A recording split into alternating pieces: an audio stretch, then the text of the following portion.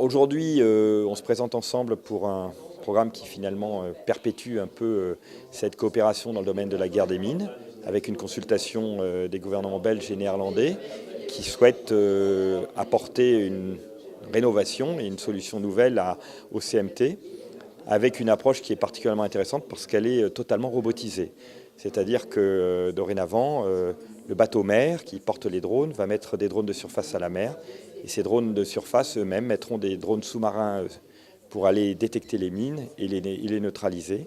Et donc, notamment le drone de surface devrait être totalement autonome, capable de mettre à l'eau des drones sous-marins et les récupérer sans qu'il n'y ait personne à bord.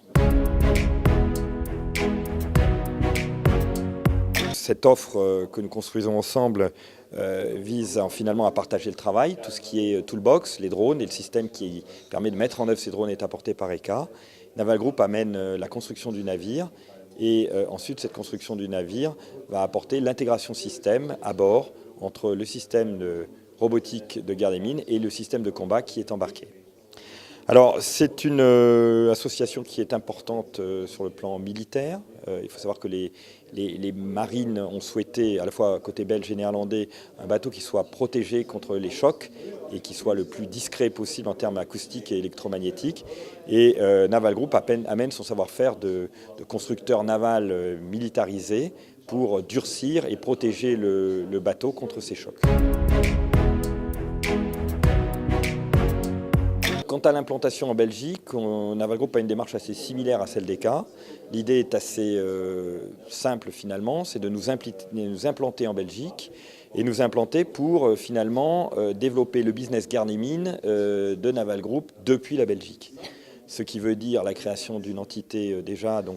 sur Bruxelles pour la maîtrise d'œuvre de ces futurs systèmes, mais pas simplement la maîtrise d'œuvre du contrat dont on parle de guerre des mines belgo-néerlandais, mais aussi maîtrise d'œuvre pour les futurs systèmes que l'on pourrait vendre à l'export depuis la Belgique. Donc l'idée est vraiment de mettre en place une équipe en Belgique, une équipe importante, qui sera prolongée par la mise en place d'une sorte de centre d'expertise en guerre des mines, situé près des guerres mines, qui est le centre autant de guerre des mines de nos collègues belges et néerlandais. Et donc l'idée est finalement d'utiliser le savoir-faire acquis et la notoriété acquise dans le cadre du contrat de guerre des mines belgo-néerlandais pour rebondir depuis la Belgique à l'export, donc en créant une véritable activité nouvelle, parce qu'on est convaincu que finalement les navires de guerre des mines vont se multiplier. Le besoin en guerre des mines est manifeste dans plusieurs pays. Et la menace mine elle-même est relativement répandue et a plutôt tendance à se renforcer. On a aussi la conviction que le système de guerre des mines va évoluer dans le temps, et notamment que les gouvernements belges et néerlandais, forts du retour d'expérience à la mer, forts des nouvelles technologies comme l'intelligence artificielle,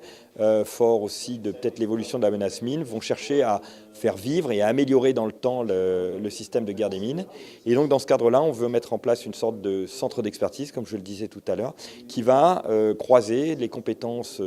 d'universitaires, de centres de recherche belges, mais aussi de PME belges innovantes, et puis évidemment d'ECA et de Naval Group, pour un peu prototyper, essayer de nouvelles technologies, vérifier qu'elles fonctionnent à la mer,